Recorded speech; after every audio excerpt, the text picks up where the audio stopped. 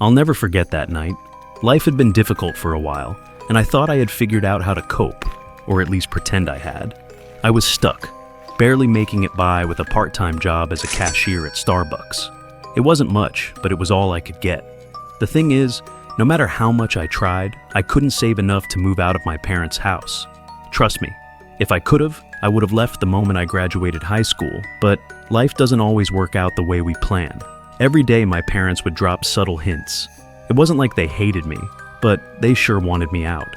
One night, after another long shift, my dad confronted me in the laundry room.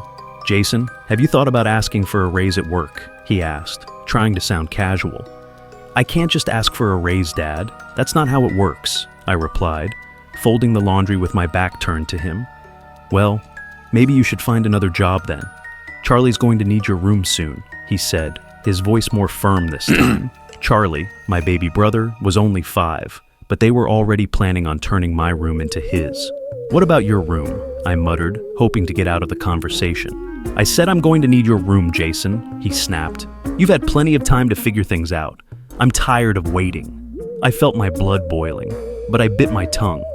There was no use arguing. I finished the laundry in silence and grabbed my jacket, heading out the door before any more words could be exchanged. That's when I found the karaoke bar. It became my escape. After work, instead of going straight home to the constant pressure and guilt, I'd stop by this small karaoke bar just a few blocks away. It was nothing fancy, but it was lively enough to distract me from reality. The regulars all knew each other by name, and soon I became one of them. Sally, the bartender, greeted me every night with the same familiar grin. "What'll it be tonight, Jason? The usual?" "Yeah, Sally, the usual," I'd reply, already feeling a bit lighter just being there. The bar had live performances most nights, and one singer in particular always caught my attention. Katie. She was beautiful, with a voice that could make you forget the world for a while. She had this aura about her, like she didn't belong in a small place like that. She was destined for bigger things, I thought, but I never had the courage to talk to her beyond casual pleasantries after her shows. That all changed one night. Katie had just finished her set. The crowd, mostly older guys who had clearly come just to see her, cheered loudly.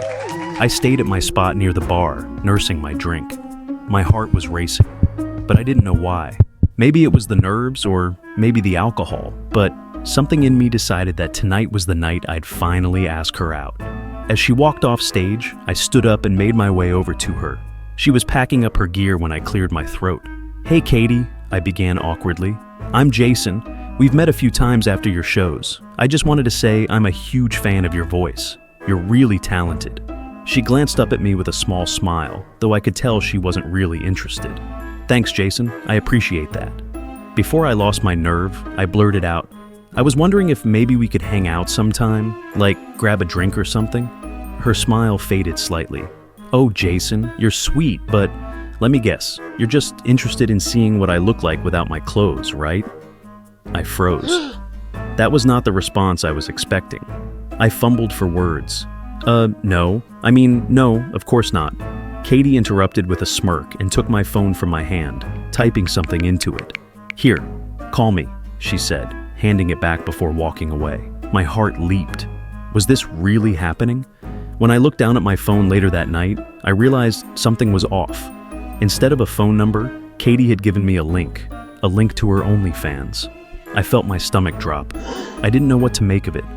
Part of me felt humiliated, but another part of me, the curious part, couldn't resist. I clicked on the link and was taken to her profile. The pictures were alluring, but it wasn't what I expected. I didn't subscribe immediately. I spent the next few days debating it, my mind circling back to that conversation and the way she had looked at me. Eventually, curiosity got the best of me. I subscribed. Speaking of subscribing, if you've reached this far in this video, do subscribe. At first, it seemed like your typical page, photos and videos of her posing provocatively, nothing too out of the ordinary. But as I scrolled through, something about it felt wrong. The Katie I had seen on stage wasn't the same Katie in these photos. Her smile seemed forced, and in recent pictures, she was always wearing sunglasses. Odd, considering her eyes were one of her most striking features. Then, there was the location. She had always taken her photos in what looked like a comfortable bedroom, but now, She was in an old, dimly lit cellar. I couldn't shake the feeling that something was terribly wrong. A couple of nights later, I logged back in. My subscription was still active, and I noticed that most of her old content had been deleted. There were only 3 new photos, all taken in that same creepy cellar, and in each one, she wore sunglasses. I felt a knot forming in my stomach, but I couldn't look away. I decided to message her. "Hey Katie, it's Jason from the karaoke bar. Haven't seen you around lately. Are you okay?" No response. Desperate for answers, I sent another message, this time attaching a tip. "If I give you $5, could you send me a video of you smiling?" Within minutes, I got a reply. It was a video. In the clip, Katie was standing in the cellar wearing the sunglasses. She didn't speak or move at first, but then a man's voice, cold and commanding, came from somewhere off screen. "Smile for the camera, sweetheart." Katie's face contorted into the most unsettling smile I'd ever seen. It wasn't just forced, it was unnatural, almost as if she were in pain. The video ended abruptly, and I felt a chill run down my spine. Over the next few days, I couldn't stop thinking about that video. Who was the man? Why did she seem so different? I had to know more. I sent another message, offering more money. "If I give you $10, could you send me a video with you and the person you're with?" This time, the response took longer. When it came, I hesitated before unlocking the video. Katie appeared again, her face pale and gaunt. The man's voice returned. "Tell the boy who I am." Katie, her voice trembling, whispered, "He's not my friend. He's more than that. He's everything to me." My stomach turned as the man laughed. "Good girl. Now, let's show the boy what he really wants to see." Suddenly, the man stepped into the frame, and I recognized him instantly. He was a regular at the karaoke bar, always sitting quietly in the corner, watching her. I had seen him a dozen times, but now his presence felt menacing. With a twisted smile, he removed Katie's sunglasses. What I saw next will haunt me forever. Her eye sockets were empty, hollow. I slammed my laptop shut and stumbled back in horror. My mind raced, trying to make sense of what I had just seen. It's been months since that night, and I still haven't told anyone. I stopped going to the karaoke bar.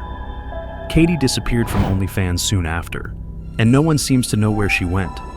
Part of me wants to forget it all, but the other part of me can't help but wonder if I could have done something. Her voice still echoes in my mind, the way she sang those haunting lyrics. "Falling for you, I can't keep away." But now, whenever I think of her, all I can see are those empty, hollow eyes.